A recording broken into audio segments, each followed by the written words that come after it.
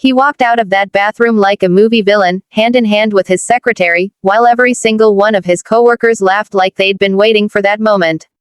The Christmas lights flickered above us, soft music played in the background, and in that instant, I realized I had just been turned into the night's entertainment. My husband looked me straight in the eye, smirked, and said, "This is my real partner now. You're just here for appearances." The laughter grew louder, echoing off the walls, and I could feel every eye in that room studying my reaction. But I didn't give them the satisfaction. I smiled, took a slow sip of my champagne, set the glass down gently, and walked out without a single word. If you've ever been humiliated by someone who thought you were too weak to fight back, hit that like button, subscribe, and listen closely, because this story isn't just about betrayal. It's about power, silence, and the kind of revenge that doesn't need to scream to be heard. 3 years of marriage, and I had no idea the man I shared a home with was capable of this level of cruelty.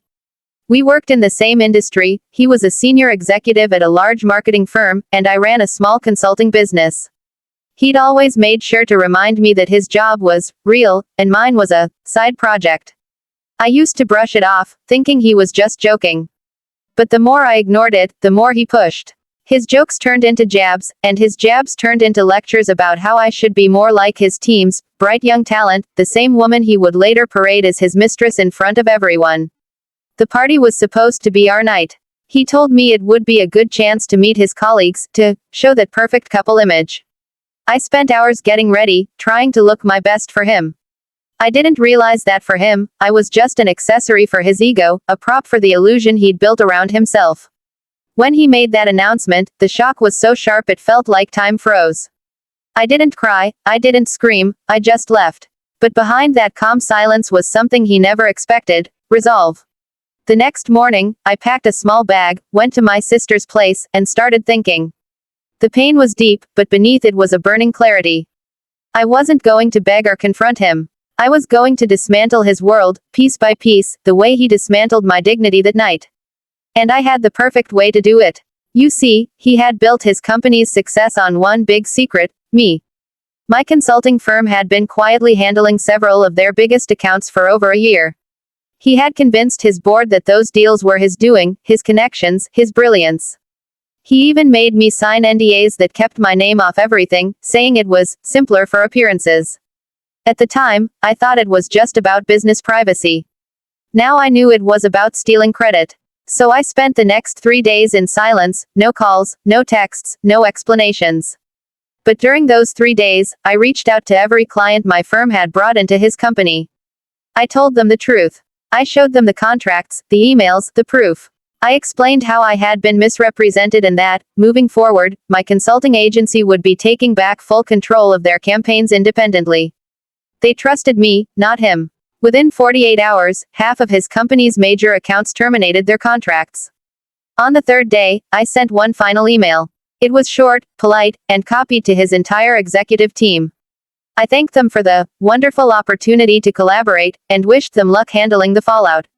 Attached were all the documents proving his unethical conduct, every falsified report, every piece of credit he took for my work. By the time the email hit their inboxes, I was already meeting with their biggest rival firm. When the chaos began, it was beautiful in its quiet precision. One by one, board members called emergency meetings. Rumors started flying about misconduct, ethics violations, and conflicts of interest. The secretary, the woman he'd chosen over me, was one of the first to panic. She had been promoted quickly, far too quickly, and now every promotion she got was being questioned. My husband tried to control the narrative, but he couldn't. His reputation started to crumble. A week later, I received a message from one of his coworkers: he's been suspended pending investigation. Just like that, the man who once stood laughing with a glass of wine and a mistress by his side was reduced to a cautionary tale whispered around the office coffee machine. But I didn't gloat. I didn't post anything online or send any angry messages.